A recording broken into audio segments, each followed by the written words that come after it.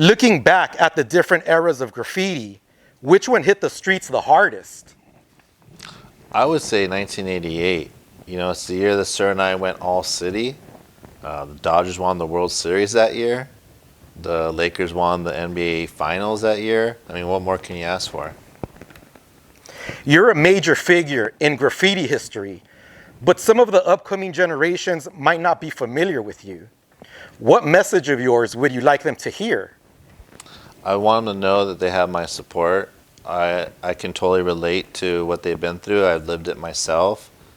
But I would also tell them that they have a big responsibility to uphold the image and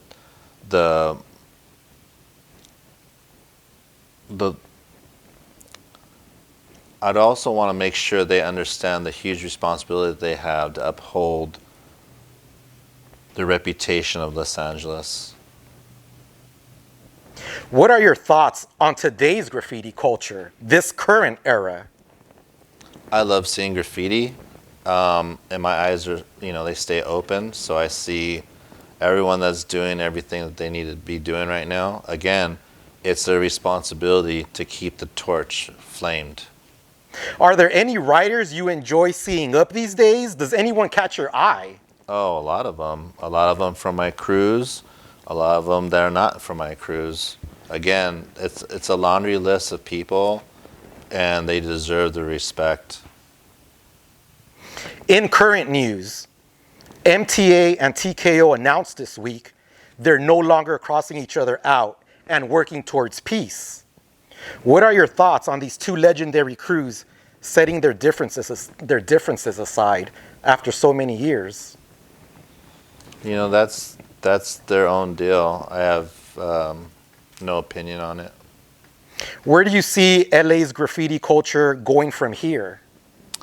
I hope to, me being a purist, I guess, I hope to see it continue the way it's been since '83. In your personal opinion, can you name or give us your top 5 artists from Los Angeles or your Mount Rushmore of Los Angeles graffiti writers? My Mount Rushmore. Again, it's just my opinion, but I think that Mount Rushmore would have to have 2 or 3 different sides. It can't just be 4 people. Who would you credit for making the biggest impact and inspiring you when you were coming up and making a name for yourself? I would say my friends. Those guys are my heroes. I call them crewmates too. But yeah, I just love them all. What do you feel has been your biggest accomplishment in graffiti? I would say that, whenever you hit a personal goal and you see it come to fruition, it's something to celebrate. I would say, being all city is one of them. Starting crews is another one. I'm very proud of this project here, the history of Los Angeles graffiti art. Are there any regrets or wishes you would have done something different in graffiti? No. When it's all said and done, what do you want your legacy to be? Just that I was a custodian and I did my best to be a humble servant to the sons and daughters of Los Angeles. What does the future hold for WISK WCA? I feel in my heart that Volume 2 and 3 will come to fruition one day. I think that's pretty much the progression of WISK. I've taken on a lot of other passions and done very well with those as well. So it's just, I just feel like whatever I set my mind to do, I do it.